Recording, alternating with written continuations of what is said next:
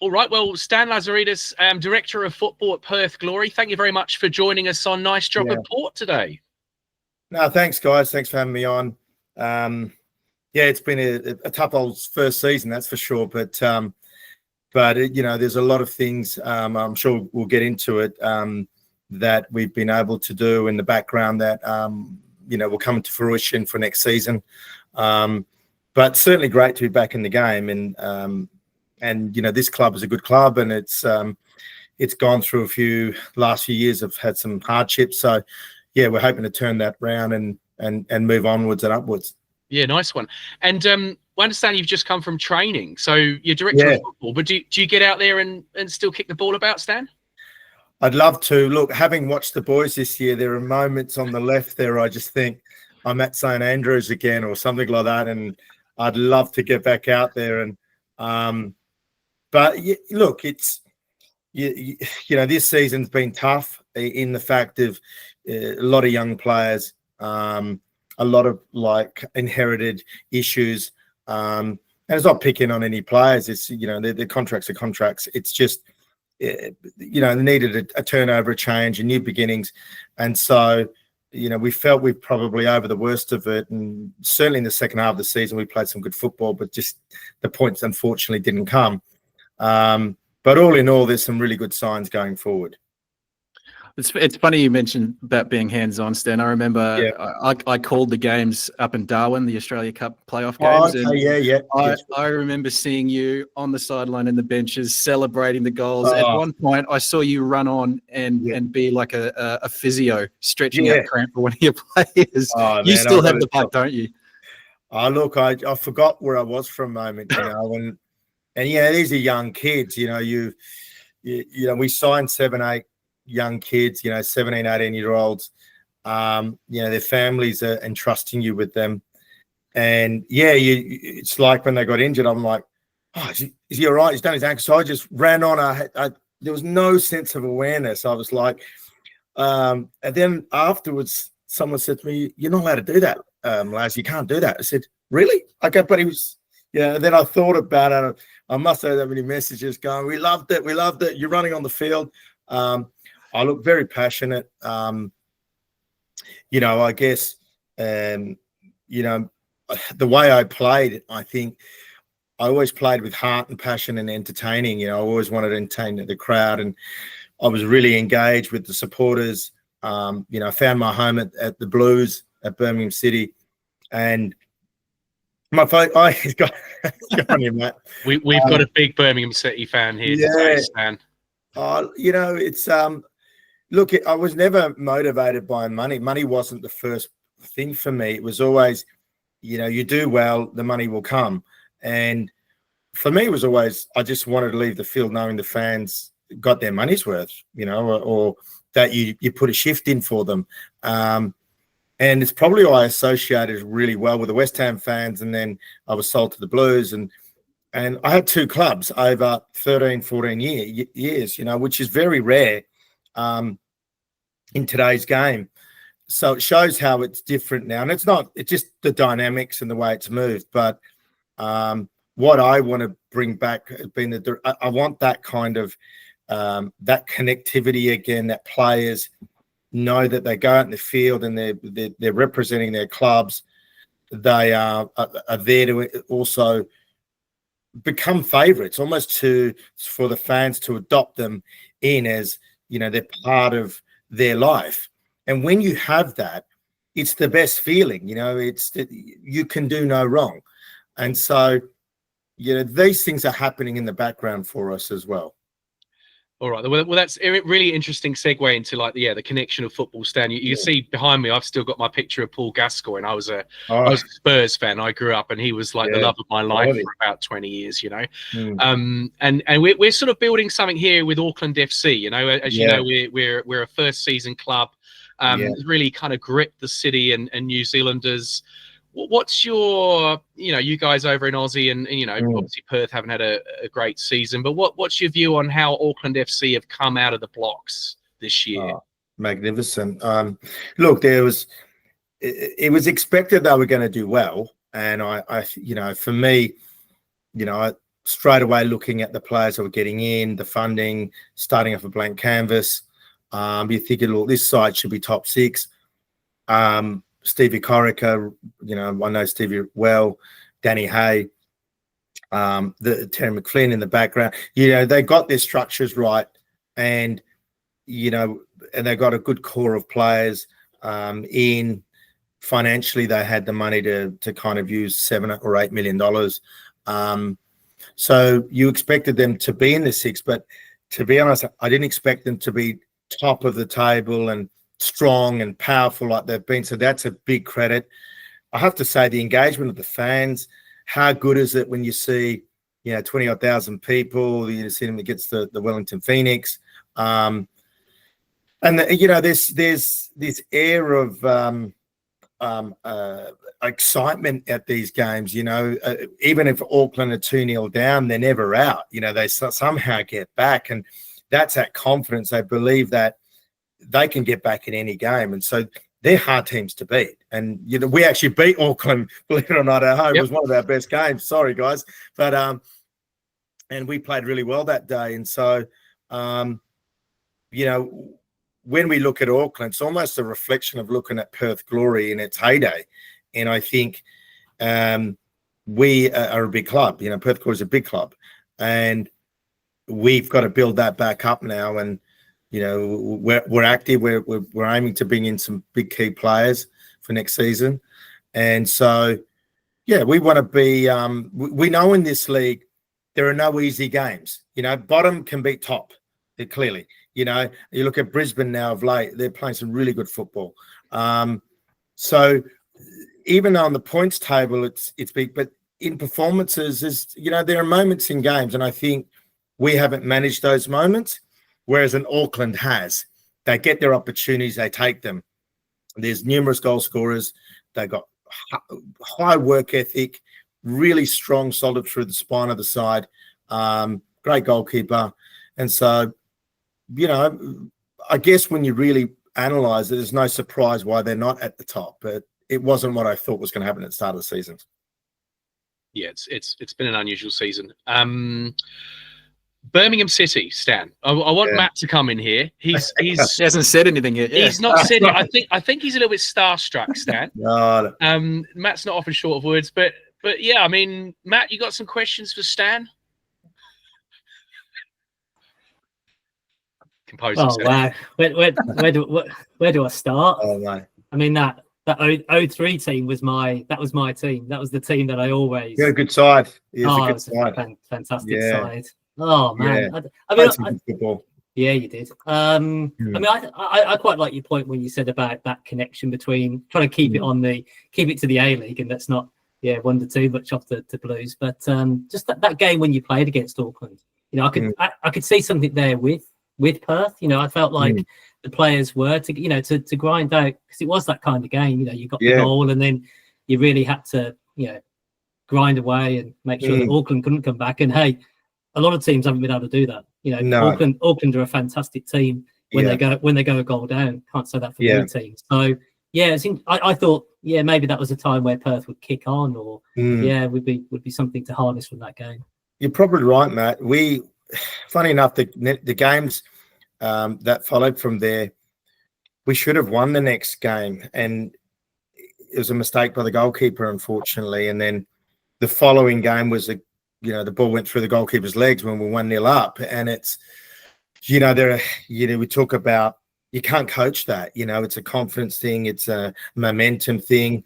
I do think Auckland, the way they started, particularly the home games, they had this run of games where they had 4 or 5 in a row that they just got the wins on the board. So that the benchmark was set, and they just had that confidence, and we just haven't been able to kick on when we've got a good gutsy result. We beat Adelaide last week. The game could have been 7-2, to be honest. But the signs are really good there. If you're a poor team, you just can't beat teams like Auckland or Adelaide. You just don't beat them. They're good footballing sides. We just haven't pieced together a 90-minute match as consistent as the Aucklands and the Melbourne Cities and some of the other teams And our start was really poor. We had some big, heavy defeats. The player personnel was so limited with our monies that we were trying to just scramble to the halfway mark to bring in some players. But it is what it is, guys. I'm not here to give excuses. I'm here to give you solutions of where we're heading is the way I think is best. We've got our kids that are going to be 1 year on that are going to be so much better. Fortunately, we lost Jalen Pym in a QPR. We've got one or two others that have been offered. We've lost Joel and Asmo to John Buck. We've got Adriano Lebib, who's a machine, that an Austrian Salzburg side are looking at him. So there are really good elements there. Some of the contracts are coming out. We've got good players coming in. But, and we want to do what Auckland's done next season. We want to start really well, good pre-season. So Auckland have been, so good for the league. It must be said. We are so happy for Auckland, honestly speaking, because it's not easy to do in this league, to come into it like this and to boss it for the whole year. I mean, they haven't. I think they've been top all year. I'm not sure if they've not been top. I don't know. Be an interesting stat, but they've never looked like not finishing one or two. So there's a lot to learn from Auckland from our point of view. What standard difference have you noticed, Stan? With you played in the Premier League in England, West Ham, Birmingham City, different generation. But where does the A-League rank at the moment? Because we're getting huge crowds. We're getting like 20,000 people watching. Yeah. But then what standard is the A-League at? Can we maintain? Where do you think the A-League is at the moment, from what you see? Yeah, good question. Look, I think a lot of the foreigners that come here, the visa, underestimate the league. And they underestimate it on a physical sense, that you think you can just get away with being technically really good. Ain't the case. You need to run. You need to get the meters in, and you got to be strong and physical.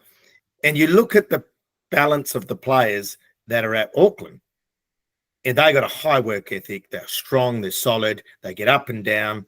And while some of them not big names, they are now, because you're looking at them, they see out 95 minutes, not 90. They see out 95 minutes. I look at some of our personnel, and some of our guys are only able to get 60, 65 minutes at the intensity of an Auckland. So we've got to make changes early on, and they're building to that, whereas the Auckland players are ready. So just going back to your question, Dale, is where do we rank with that? One thing that everyone thinks it is, and I would say it's probably League One material, maybe mid to bottom of League One, because some good sides in that League One as well. The Championship, that's right. We got the Blues going, getting promoted. 99. What are we on? 99 points. We got 100 points. I'm not sure, but almost. It's around that level. Birmingham City, you scored the winner in a derby once. Yeah, Stan. certainly. Look, when I went to the club, it was, that when you get signed up and you're thinking, have I made the right move? It felt like home within a week. I just felt I'm at the right place. It really did. And I formed this connection with the supporters. And it wasn't fake. It wasn't anything like that. It was a genuine love between us, that I really cared about the club. It was we built a really good side, and as Matt said, we had this side in the early 2000s. Geez, we had some good players. We played some really good football. The supporters were on board. It was even when we didn't win, we still played a really good brand. So I forgot your question now as I'm coming back to it. No, this is fantastic. This is absolutely fantastic. He scored against the Villa. That's all that matters. The Villa, going. So then the supporters, I bump into the supporters, and I said, what's the expectation, guys? What are you wanting? And they said to me, they go, Stanley, just beat the Villa, okay? Just beat the Villa and stay up and we'll love you. And I'm like, really? Is that easy? Sorry, my accent isn't as good, Matty, but anyway, I hadn't realised just how important it was until we actually beat the Villa. And it was like the keys to the city. It was such the smiles on the faces of the Birmingham fans, and they've been suffering for a while to get up into the Premiership. It's the best thing, I can recall there were many games, but I can recall a game we played Liverpool at St Andrews, and I was having a really good game. I think we beat them 2-0 or 2-1. I set up both goals. Clint scored. Morrison.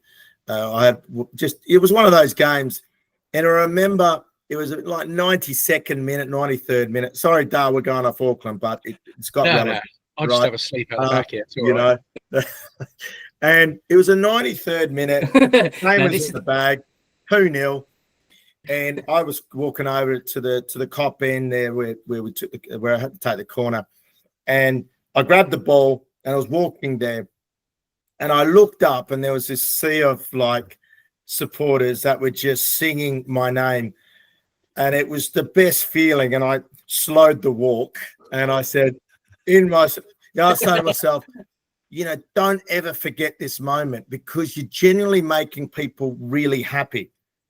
And I always will say that to the players, the young players. When you have that, you got everything. Everything else will flow. And I can see a genuine love of the Auckland supporters that are happening with this current group of players. They're starting to associate. And I know with myself, I had that connection, and I know we're going back and forth, but Auckland are doing something special there. And, it's a club that you want to be at. And that's where I want Perth Glory to be back. We were that club. We led that club, and Robbie, you'd know that. And we've got a bit of work to do, but it's coming. We're going to be really competitive next season. And we want to push. We want to, vie for that top six like all the other clubs, and we don't feel we're that far behind. Yeah, that's lovely, Stan. And you're right that football creates this incredible passion and connection that, unless you're a football person, you might not understand. My father-in-law used to say to me, if you don't love football, you've got no soul. He's a Liverpool fan, so they would know, right? And it's kind of we're seeing around the streets of Auckland like kids with these Auckland strips on everywhere. And I'm thinking like Matt is with the likes of you and Christophe Dugarry, he told me was another one of his favourites, and me with Gascoigne and Robbie. Who's your favourite man? Robbie Savage. That's right, Robbie Savage. Kenny Cunningham. Yeah, we had some players. And when you were a kid, I think particularly, like, we're all old men now, but when you were a kid, you particularly remember those moments and those, they're your idols. So you're right, it's a real privilege, and I'm seeing a lot of the Auckland football, the Auckland players. That same thing's happening now. Francis de Vries is a young man who's was sort of plucked from the Auckland leagues, and now we sing his name on the terraces. 15,000 people singing his name. That must be an incredible feeling, Stan. Is it for a player to get that? Look, it just means you're doing something right. You're performing on the field, making people happy. They put your name on your back of your shirt, and it develops a culture. It develops a good culture throughout the club, and culture is so important. When you're grinding out those 1-0 wins and you're away from home and you only got 30% possession and you take your chance. And Auckland have done that a couple of times, but you forget the game, you remember the points, and then you perform at home and you boss teams. And I think that's what happens when the crowd become that kind of 12th man as well for you on the field. But, the A-League's a good league. It's there are no easy games, and obviously we're hearing things of salary cap reductions and things like that, which is a real shame, because it's not fair to Auckland and not fair to the owner there at Auckland that's heavily invested there. And I understand that clubs are not sustainable, but the clubs have the choice if they want to spend that money or they don't want to spend that money. if you put in the parameters, you can spend the floor and it's fine. Or you can go higher like in Auckland and cap it out and play some really good football and entertain crowds and, alert kind of all the overseas markets, because ultimately that's what's going to put the bums on seats as well by bringing in top players. Absolutely. Right. Robbie, Matthew, any questions for Stan before we lose him? I'll defer to Matt as the Brummie. You must have more, Matthew. You've got to have more. Oh, of course. It's outrageous. We've been talking about Stan all season. No, he hasn't got long enough. No, look, I know, Matt. I think if we were probably one-on-one and start reciting some of the games at the Blues, we'd keep going on and on and on, Yeah. That team was one that, being a Birmingham City supporter isn't easy. It's obviously easy when you're in Birmingham because there's a lot more, but when you go outside of Birmingham, it doesn't get particular.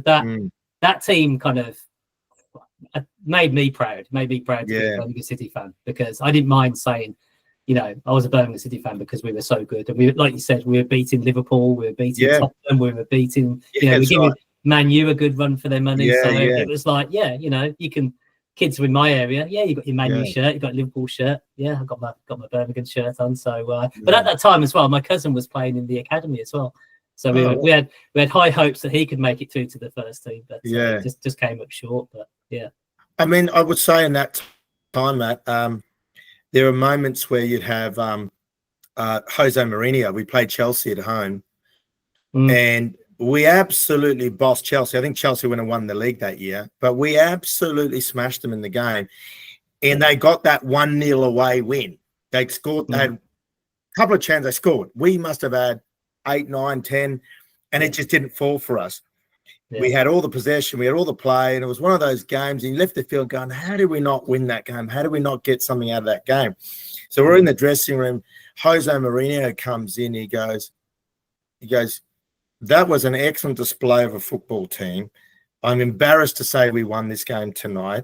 And he went and shook all our hands. He goes, you guys, because I'm going to be watching you guys this year, is really pleasing to watch. Like when you get a manager of that caliber coming in, and that just highlights that those years, Matty, where we were really good, and particularly at home were hard to beat.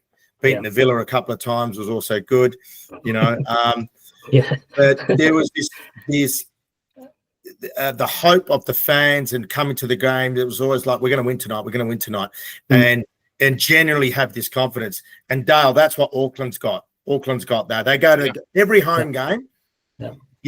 They believe they're going to win every home game, and they're developing this fortress there. And away from home, you're going, we got Auckland today. She's going to be a strong, solid outfit coming through. It's going to be hard. If we get anything from them, it's a bonus, And that's how other teams are talking. So they've been a real credit to the league. Well, that's how we started talking. We were like, when's this kind of going to implode? You've brought together all these players that never met each other before. Yeah. Half of them haven't played in New Zealand for many, many years or never. And yet Steve and the team have somehow landed on this perfect formula, which is, taking us all the way to the grand final. We hope. What do you reckon Auckland FC's chances are in the playoffs? Because it looks like we're going to pick up the Premier Plate this weekend and then into the playoffs. Yeah, well, they're very strong. I'd expect them to be in the final. They get the home games, of course. They're just a very difficult team to beat. And it's not by luck that they're at the top. You can't be lucky. So I expect them to be in the final. And their other team is the curveball, because it could be anyone, really. Melbourne City are good on their day. Melbourne Victory, if they get it together, are very difficult to beat. It looks like Sydney FC will probably scrape in, and they've got an unbelievable attacking force. I think what I like about Auckland is they're well balanced all throughout the park. With the other teams, there's a weakness somewhere, So that's why I think Auckland, they should make the final. And then, on a grand final, it depends who turns up on the day. It depends, you just need, you'd expect Auckland, if they get the home final, to be odds-on favourites, As long as it's not Western United, I don't want those guys. Oh yeah, you got Western in the playoffs because they took us apart. They're the only team that's taken us apart. 4-0 or 4-1 or something. 4-0 at half time, I think it might have been. Yeah, it was all over.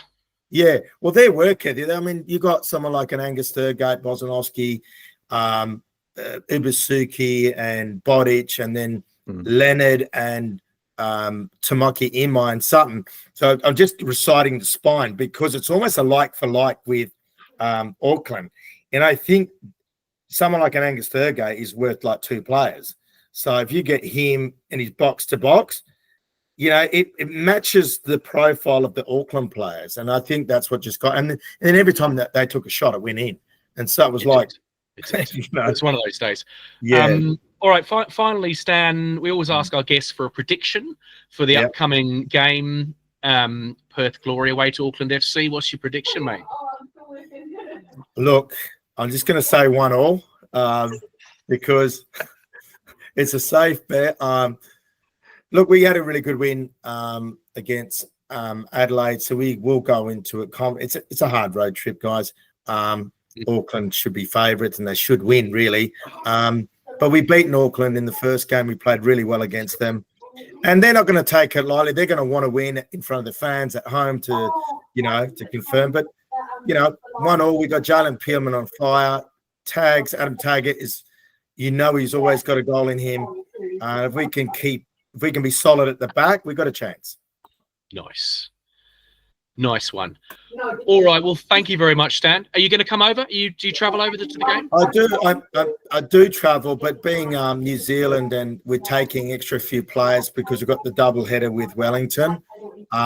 We've opted to bring extra players just in case for injuries and whatnot. But so I won't be there on the trip, but of course I'll be watching. But look, it'll be a great day out, and Auckland deserve everything that they've got, that's happened for them this season. So, well done to them for this year, regardless of whatever happens in the grand final or the finals. Lovely. All right, Stan, thank you very much, mate, for joining us. Really appreciate it, Stan. Thanks, Thanks, mate. Thanks, mate. Yeah, cheers, mate.